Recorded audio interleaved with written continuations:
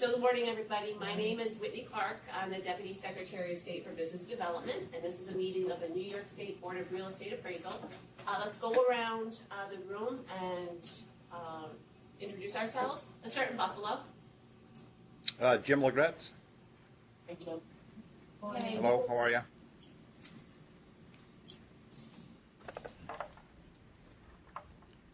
you? New York City, you want New York City to go? Yes. Yeah, please. Okay. Ernita Gant, Department of State. Ernest Delaney, Department of State. Good morning. And let's start with Mark. Mark Mastragino, Educational Standards. Allison Lacey, Educational Standards. Diane Rodon, Department of State. Amy Benson, Department of State. Jody, Department of State. Whitney Clark, excuse myself. Carol DeSanto, Vice Chair. Marcella Rose, Department of State. Lillian Levy, Board Member. Okay, we do not have a quorum, so we'll move right into the agenda.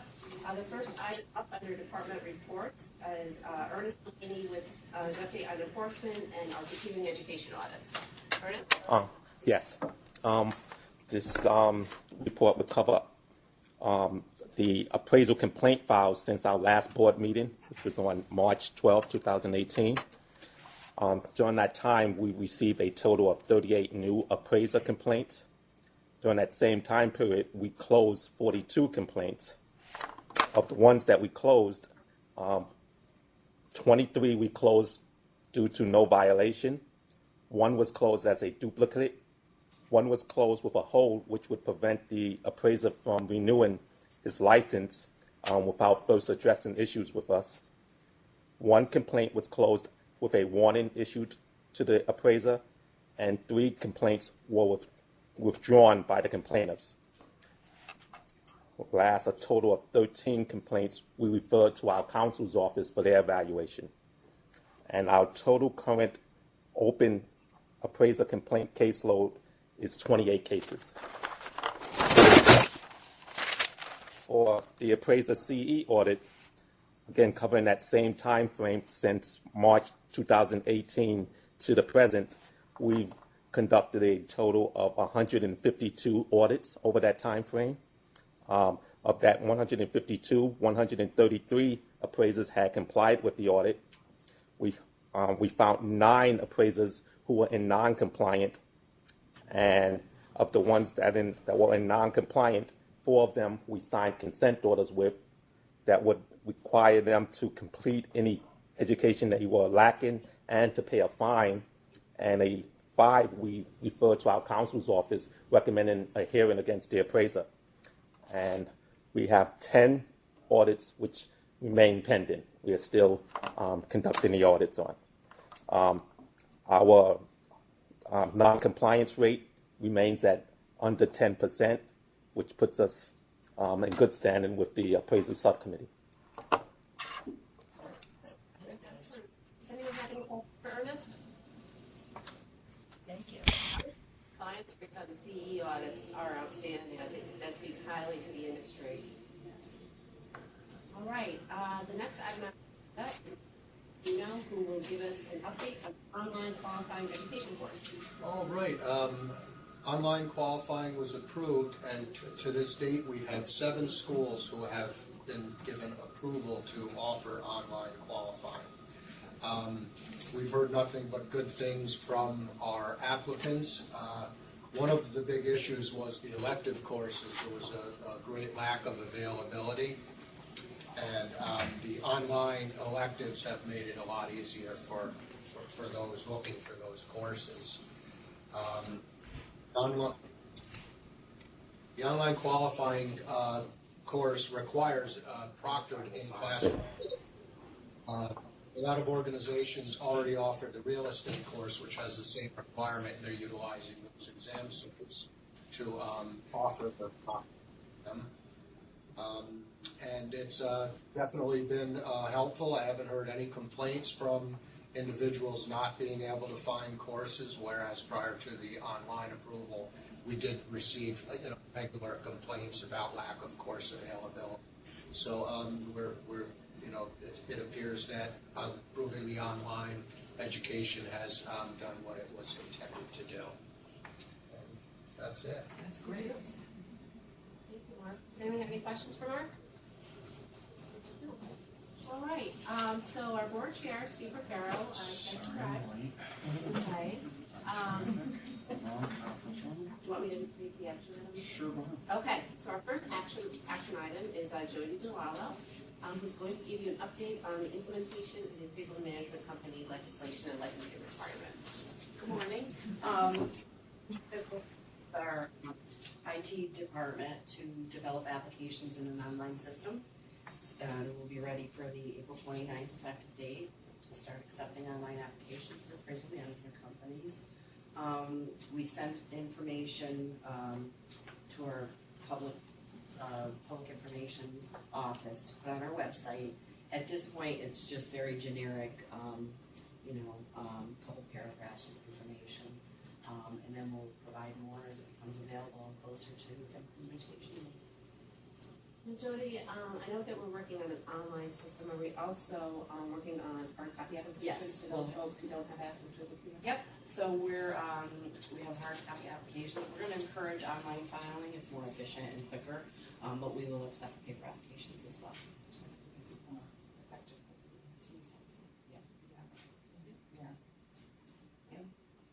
Any questions? So they will be up and running. I think they'll be running on that day, right? On that day? Okay, that's when it goes live. Yeah, what we usually do is we do all the logistical stuff in advance, working with IT to get the system ready.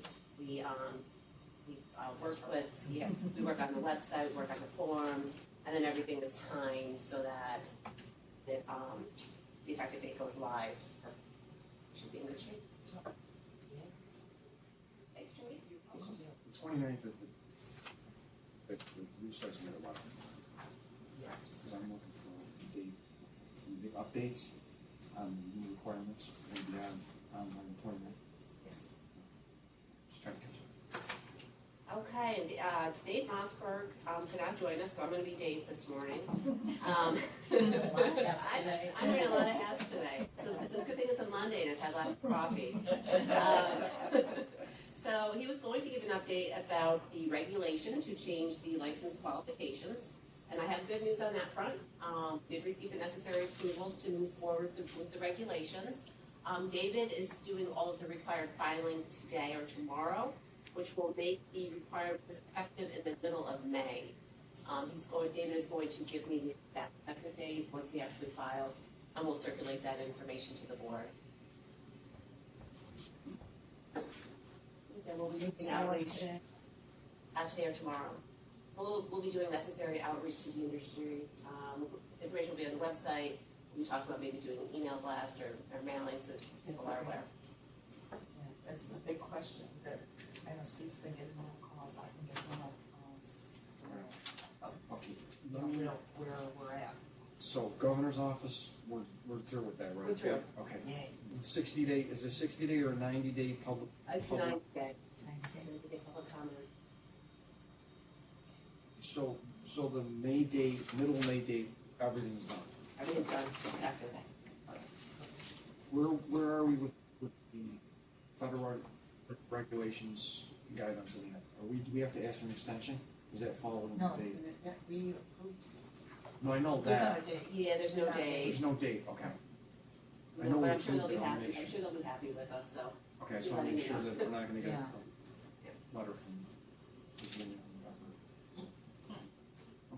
Alright, and I'm actually up next, and I was hoping that Becky Jones could be here today, but we're thinking of her.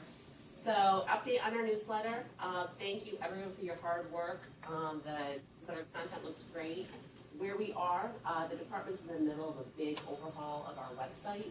We're trying to streamline our pages, make information easier to find, and kind of coordinate with our fellow divisions within the department so they have a similar look and feel. So the non-emergency content or newsletter, things like newsletters, are on hold, but we're hoping that we're going to have the new and improved DO website up in the near future. So that ties in really good with one of Becky's questions. It's making sure that the newsletter that will get published will actually have the new Yeah. the regulations and the new regulations.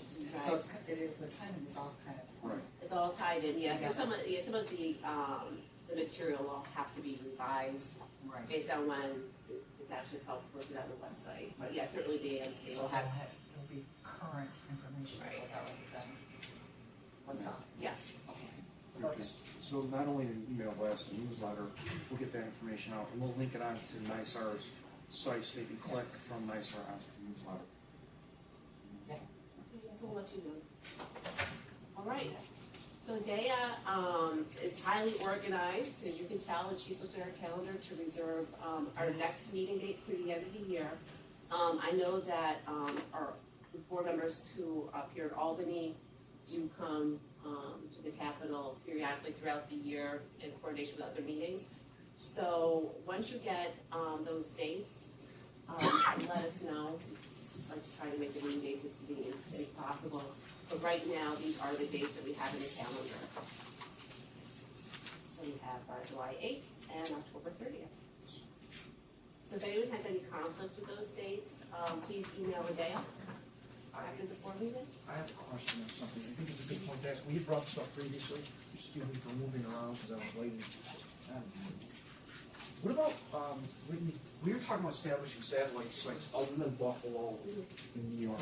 Yes. Is that a complicated, so say you said Syracuse, all right, well, let me ask the first question. Logistically, do I have to be here? Does the chair physically have to be at the meeting? You have to be seen on video. Okay. You can't call in. But we have worked with our board members to try to find more convenient sites for them to attend. What we need to do is we'll need to reach out to OGS to see if there are any state agencies in the area where a board member wants to attend a meeting, see if they have equipment that we can use, and then we work with them to try to coordinate the meeting. I know for Rochester, the real estate board would do this.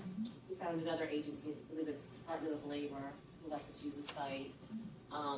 We do have a state office building in Utica, Utica and Syracuse. Utica and Syracuse. And So, one in Binghamton. In front of Binghamton. Binghamton. So if you're interested, I mean, I'd go to Syracuse. can we see? Well, that's You what I'm wanna see thinking that, three- you know what? three screenshots? For us, four it's of us, crazy. for four of us, It's only an hour for me. it's only an hour for me. It's If we 3.5 hours. facilitated Syracuse, that would probably take four of us there. Right. I'm just saying, I mean, I looked today, I was like, I caught traffic, I had some other things going on, and something, I don't wanna be late. Yeah, we'll look into that for you soon. Okay, I mean, it's the first time. We don't get any demerits. We used to meet once or twice a year, but sometimes when it's, you know, like now it wasn't bad because work is steady. Middle of summer, the Yeah. July date is gonna be tough. Right. Where instead of an hour, 45 minutes versus an hour and a half. Right. No, I was 2.5 for me. Which Yeah, is so good. with Syracuse, is Syracuse an hour for you, Lillian? Yeah, Syracuse would be an hour. So it'd be half the time. It's an hour for me. It's 3.5 for me. Yeah, it's 45 And minutes. there's no to place for us Syracuse. that we're, I mean, I could flex my chairman muscles and make y'all come to Utica, but I'm not going to Syracuse. I'd love to go to Utica. Let's not get carried away. I can walk from my office. I know. That's why I keep coming. We might travel to Syracuse if we do that. All right, yeah, we'll look into that and get back to you. Just, you know, plus the thing is we seek other board members. It It's makes hard it, to get. you know, it's, might be a little easier. Say, look, you don't have to drive to Albany. I think I probably will end up, but it still gives people an opportunity to go to another location. Okay. It's true. I think resigning every once in a while, just because we drive and the meetings are an hour, I spend 3 times as much time in the car. I know. But you never have a forum, so I feel guilty, so I don't. 7 hours. You know, Anthony and Buffalo. The next time we are in Albany is May 7th. Is that May too soon? 7th? So the day before would be like coming in, because that's a Tuesday. All right. And we can't do Tuesdays the first 6 months of the year, but coming in on, I'd come in and stay over. On the 6th, May 7th? if we need a meeting. Yeah. You know, We can that'd look be at that. around the implementation date of. It's around the implementation So just- date, and if July is always tricky with summer vacation schedules, so Adele will look at the calendars for us and try to reserve a room, and if she can find one, then we'll do that in place of the July 8th date. So you're saying May 6th, Drew? Yeah, May 6th. May 6th or 7th? May 6th is a Sunday. May 6th is a Monday. May 6th is a Monday. Is a Monday, and that's what you said works best, and being able to find a room. correct? Yeah. So, if possible. If it's not, Hold on. All right, do any of the board members have any items of new business? No. All right. I'm taking care of some. I know. Okay, public comment. Let's start in Buffalo. Do we have any members of the public in Buffalo? No, no members of present. All right, in New York City, any members of the public are here? No members. Okay. We do have 3 public members in all the room. The public comment? I have a question. What is the public, the next schedule in the year? Do we post the date? We don't post the date. What we can do, yeah. They are on the docket of the,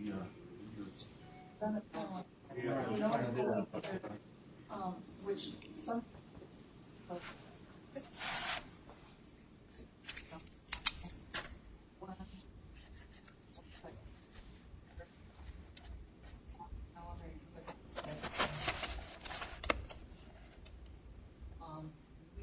our new website, I don't know if it's possible to, hopefully there'll be, there's a calendar involved.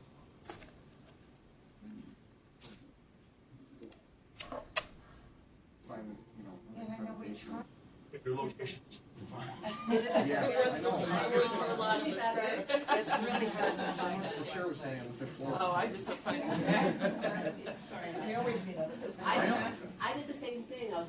Fortunately, Jody saw me, but I was heading to 505. Yeah. I was thinking we probably should have put a sign on the door as I was like already in the If I elevator. looked at the agenda, I just looked at the agenda, never indicated. Is there any other site that is there something that you have a suggestion for? Well, no, okay, it's scheduled.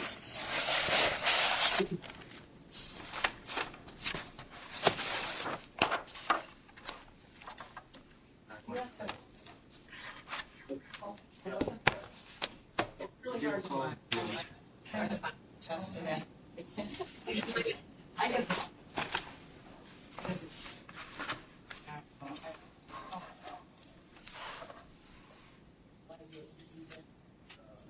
On there, so. All right.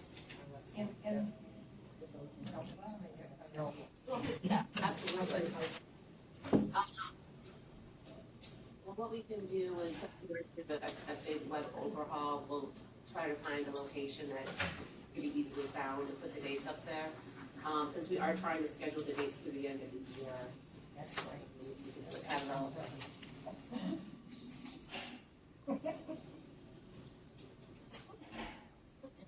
And then secondly, I'm not sure if this board, but I'd like to apply for a position within the board. On a cover letter and resumes. All right, yes, I'll take this before you leave. All right, thank you so much. As you're here, we must. You show up.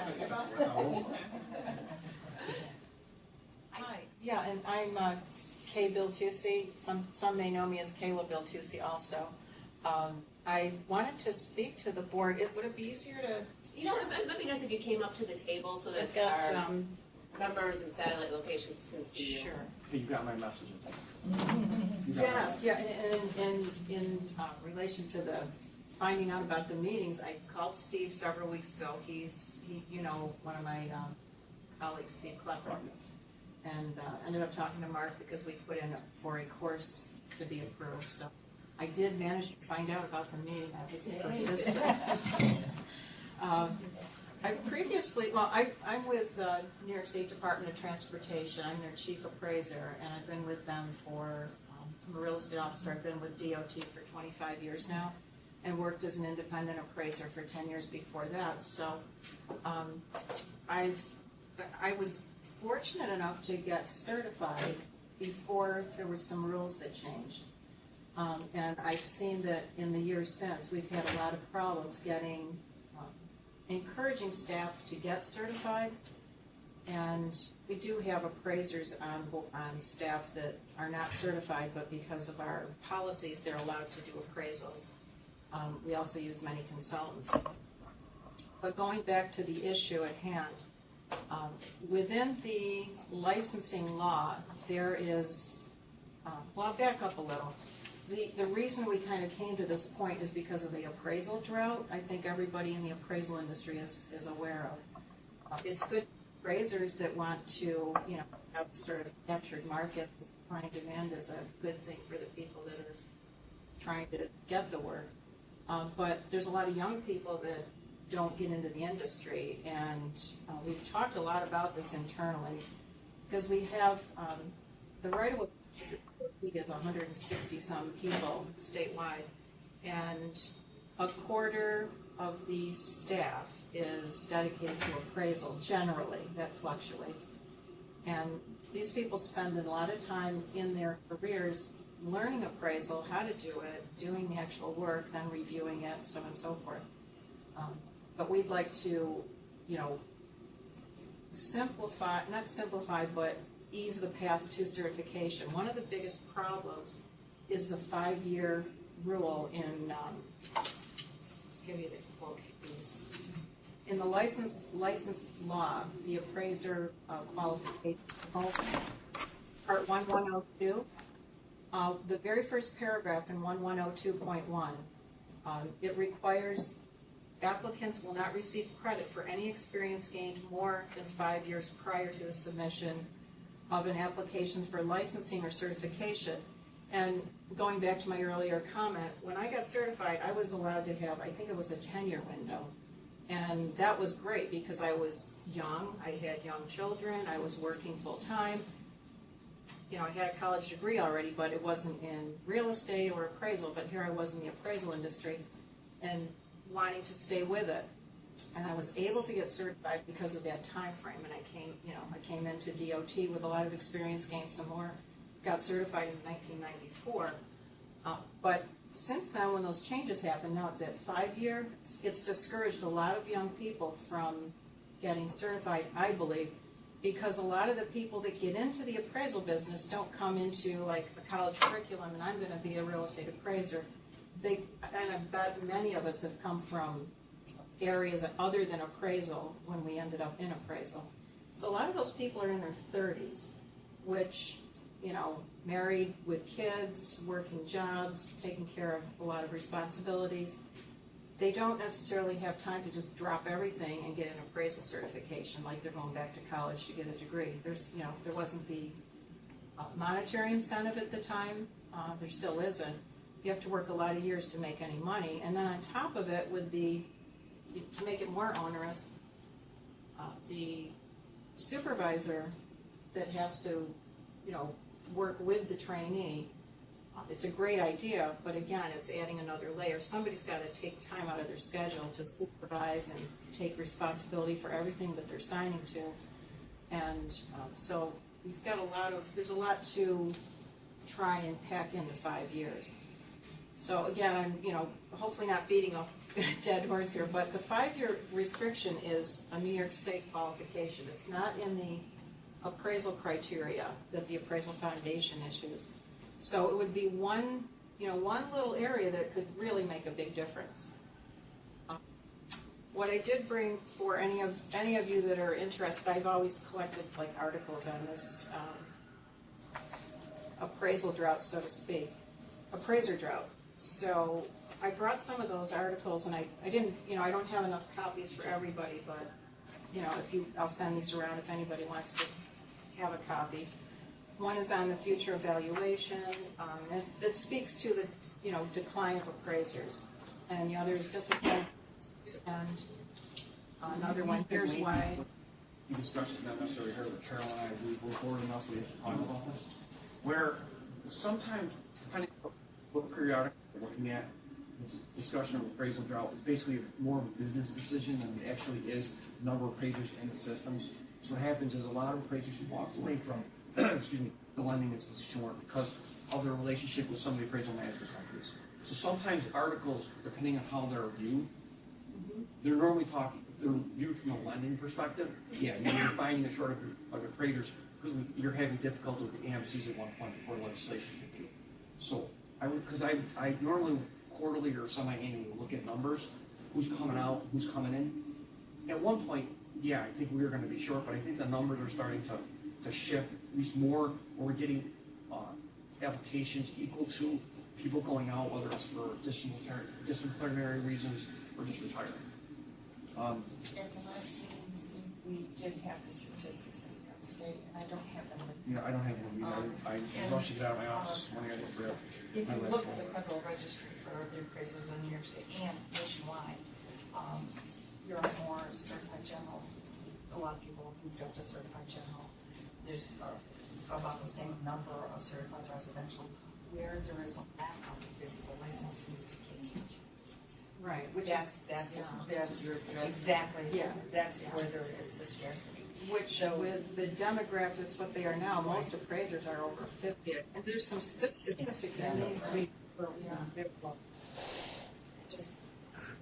They're definitely, we're also, we've had discussions in board meetings and, have done a lot of research on this very issue.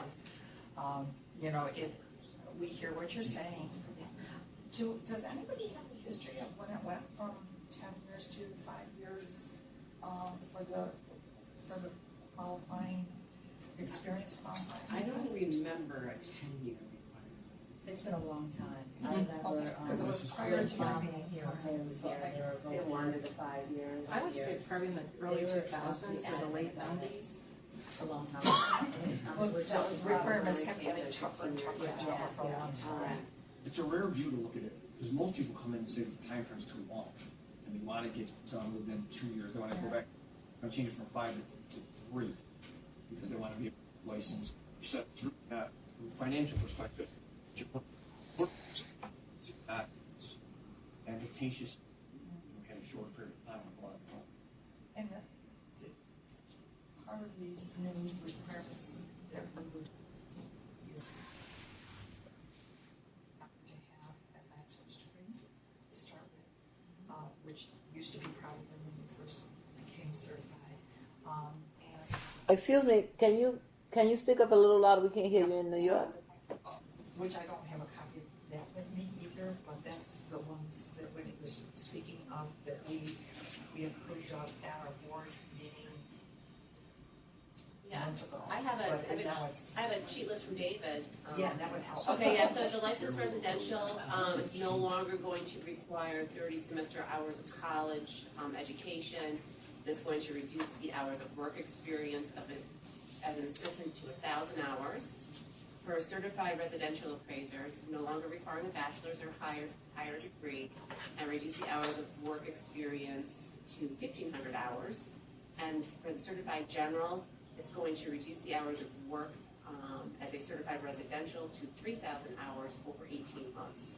So it's a As major general or change. residential, so That's- general. Yeah. Yeah. And that's That should help your what is research. going to be filed tomorrow. And then there's a 90-day period for there could be comments, so it can't go into effect until May.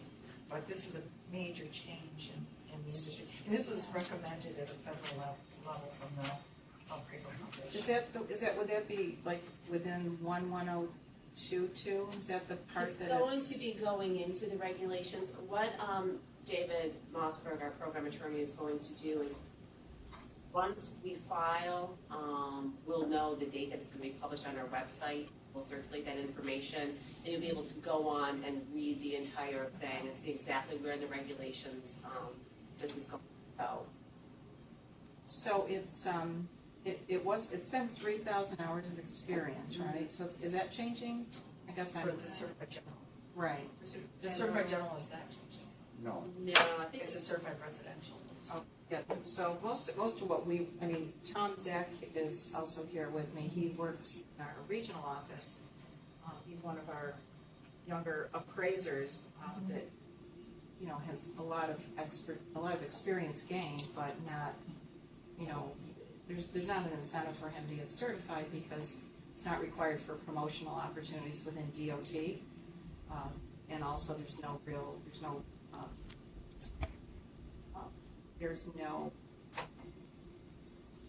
DOT doesn't give you any sort of money to get certified. It's all, you have to do it on your own. So there's no incentive monetarily to get an appraisal certification, because it's not required for promotional opportunities. So most people would be, the type of work we do would be geared for general certification. So again, it goes back to the, I've seen, and a lot of our people internally have expressed the concern that to get it within 5 years is tough because our internal training itself, just for a right-of-way specialist, is rigorous for a couple of years. You're not just doing appraisal, you're doing of different functions in property management, appraisal, acquisition, which is very paralegal related. So anyways, it's again, it's just, I'm just thinking that, the 5-year. So, I'm trying to do this out loud, I guess. I don't remember frame, I always thought it was 5. It was 2 and 5 at one point. 2 minimum, 5 max. But you're saying it was 10 when you first came? Yeah, there was no limit on going back and. Oh, it wasn't 10 years, it just was no limitation. Yeah, as far as I can recall, it wasn't, but there wasn't like, it had to be within like a 5-year window. When that regulation went into effect, they made it 5 years. Yeah. Would it have it been made because you wanted newer people that had the later information? So some of the stuff you might have learned 10 years ago or 15 years ago is not as relevant into what we've learned in the last 5 years as far as. Of course, it's a change. So, of course, so maybe that was the reason for the shortening of the. But the experience credits is cumulative over time. And maybe the real issue is for certified general, because they do have to have more hours to see if we can do something increasing that time frame. And I don't believe it is in federal law. No, Again, I don't wanna Yeah, quote it's that. not. I mean, I don't think it is. It's not in the, well, I did check in the, it's on the appraisal qualification criteria. I believe it's section 4. New York State. General, in the appraisal foundations. Oh, okay. Yeah. For the federal level. Yeah. They don't specify the number of years, but they do specify, there are specifications in there, but they leave it to the states to set, more stringent standards, yeah. They set a We minimum would have to standard, do and we would that. have to, we used to have to have them standards. Right. We were, some of our stuff, I'll bring it back, we were over the minimum standard for qualifications. Yeah. Well, we could refer this to the Trends Committee to take a look at. Anyone, I know that both Carol and Steve have been on the Trends Committee. Any other board members interested in working on this? Okay. Well, Very good, Jazz. You can, make sure you give the articles to Adea Murdoch, please, before you leave, and she can email them to all the board members. Then there's a couple of business cards I'll leave you. And I'll be happy to chat with anybody on this. Well, and I think it may not even be just in your department. There may be other people, especially if they're certified as a residential, they're trying to move up, but they're making a living as a certified residential. Right. Only doing a few each year. Right. So it's the same issue. I could see it. It affects the supervisory Right. appraiser as well, because Exactly. there's no incentive in the department that I'm given to take on trainees, which would be a full-time job if I was gonna, take 2 or 3 people on, and work with them, learning appraisal to become general certified. There is some incentive on it. My father worked as a regular agent for 30 some odd years, and I think toward the end of his career, didn't they pulled out the requirements that you couldn't practice outside of the state of New York, outside of DOT. They opened it up so you could do private work. So there is some incentive to get it. Okay, so there is some incentive. Because if you get it, obviously when you're outside work, you can make more money consulting or appraising with lending institutions or other. Yeah. I mean, I do that. It's very difficult to work a full-time job and then work, additional hours, evenings and weekends. You can do it when you're young, but there's DOT, and that's another part of the issue. It's a civil service issue for DOT to tackle if we can get both. But I've looked at these credentials, the requirements through the years and contemplate this, and it always comes back to that 5-year window. It's time, but it's not considering the people that you're dealing with, because they're not people that are, oh, I'm going to go to college and be an appraiser, spend 4 years and get certified. Here you're dealing with people that have already gone to college, they're paying loans, they're, oh, this isn't working, yeah, like this appraisal, try this, and they find out what the qualifications are.